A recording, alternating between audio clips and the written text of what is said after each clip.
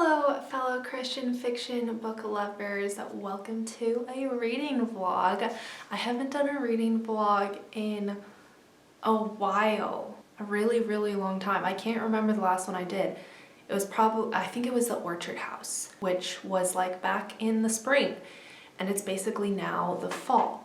I kind of just lost motivation to do them because I had a super busy summer, and I tried to do one with a book that I didn't like, and then I was like, oh, I just don't want to put effort into a reading vlog in case I don't like the book again.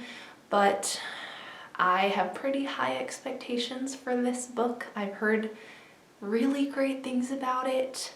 I try not to be a person who judges a book by its cover, but the cover is gorgeous. So we're gonna see and hope that it's a good book.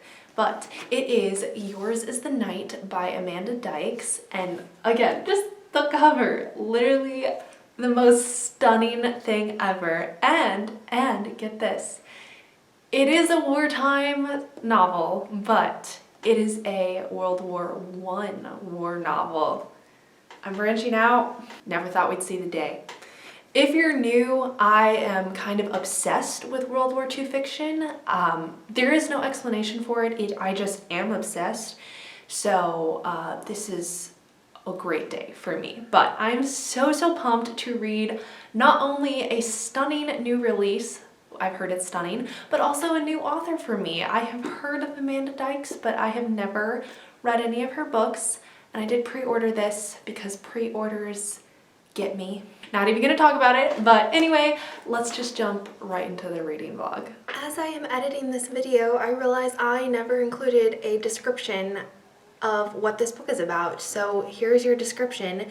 Yours is the Night follows four kind of main characters who end up going on this journey together to deliver one of them to Paris, and then a kind of fifth side character who is a captain that kind of like every once in a while his story intersects with the other four characters, and we get chapters from all of their perspectives, but it's just basically about the journey that they go on to get to Paris and how it all works with World War I and what's going on in their personal lives. And anyway, that is the description. I'm so sorry I did not include it in the original vlog, but okay, back to my thoughts. Okay, forgive how I look, but I am 15 chapters through, and this book is already just one of the most beautifully written books that I have ever read. This writing style like hooked me from the prologue. I have literally been reading large portions of this book out loud just to fully capture how gorgeous and eloquent the choice of words is. I can think of like one other book that I have read that I would say the same thing about. Honestly, some authors are so gifted with word choice, and Amanda Dykes is one of them. And then so far there are like, I think 5 different character perspectives, which is a little confusing. I'm not used to that much perspective change, so I am finding it a little hard to like keep up, especially when the chapters are shorter. Then I'm like, oh, well, we change and then we change again like so quickly. I'm really enjoying it. I feel like the characters are pretty lovable. Their inner struggles aren't necessarily as portrayed. Some of them a lot less than others. I think the 2 like main characters kind of, we see more of what is going on inside their hearts and minds than the others. I could see potential for the 3 lesser characters that we still get perspectives from. We'll see. But yeah, so far I think this is gonna be a really good read. 30 chapters through, and I am still thoroughly enjoying this book. Honestly, it's going way deeper than I thought. I kind of knew the plot, like description going into this book, but not very well, obviously, because it is so much different than so much different, so different than I expected it to be. So I've gotten used to having 5, really only 4 different character perspectives. The 5th is an older in comparison to the like 4 others, but probably like a middle-aged captain in the army, and his perspective only pops up when his story intersects with the 4 who are on this journey together. I wasn't quite sure at the beginning like why we were getting his perspective at all, but after finishing like the last couple of chapters, I kind of realized that by including his perspective, we are getting insight from I wouldn't necessarily say wiser, but more experienced man who has had many more years to deal with grief and loss and war and just life in general, and really validates what the main characters are going through.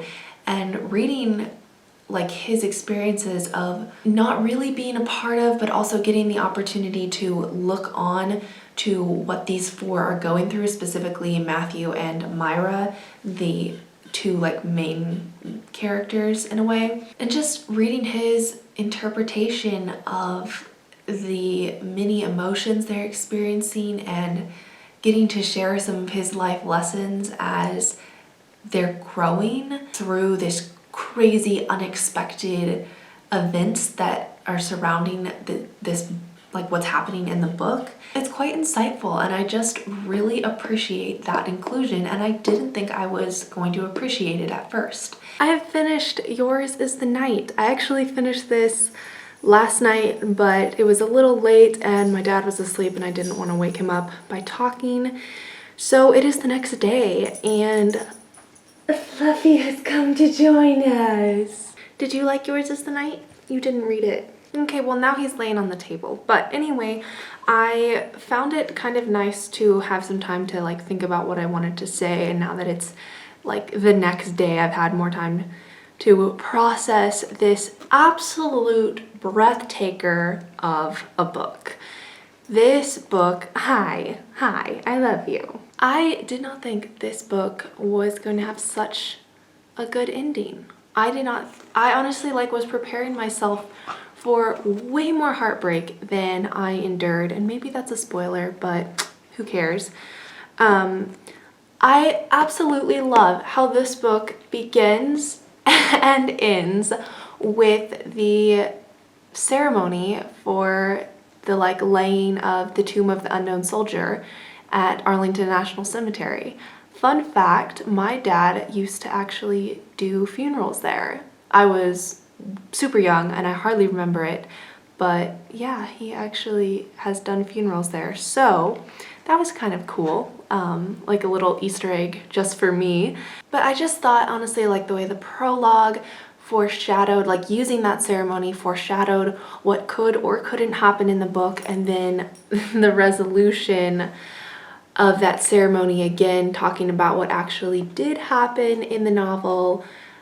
I just thought that was such a clever way of starting and finishing the book, and I feel like the show is being stolen right now by my dog, who is constantly begging for attention. So I did rate this book 5 stars. The writing was immaculate. The character development was really on point, and the faith. Oh my gosh, one of the characters in this book, when we first start like reading about him, he's this complete like dunce, honestly.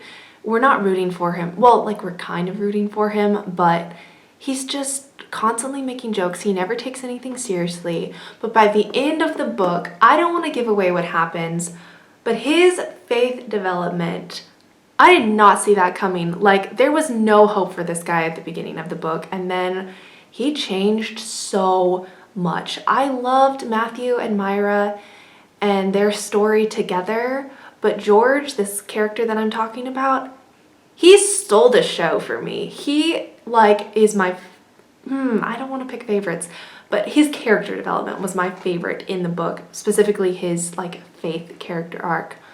Oh my gosh, it was so amazing, and I just loved that inclusion, because honestly, like Matthew and Myra's story could have been this whole book, but no, we got George's perspective, we got a journalist, Henry's perspective, and Captain Jasper Truett's perspective, this older-ish man, just his insight on the younger characters.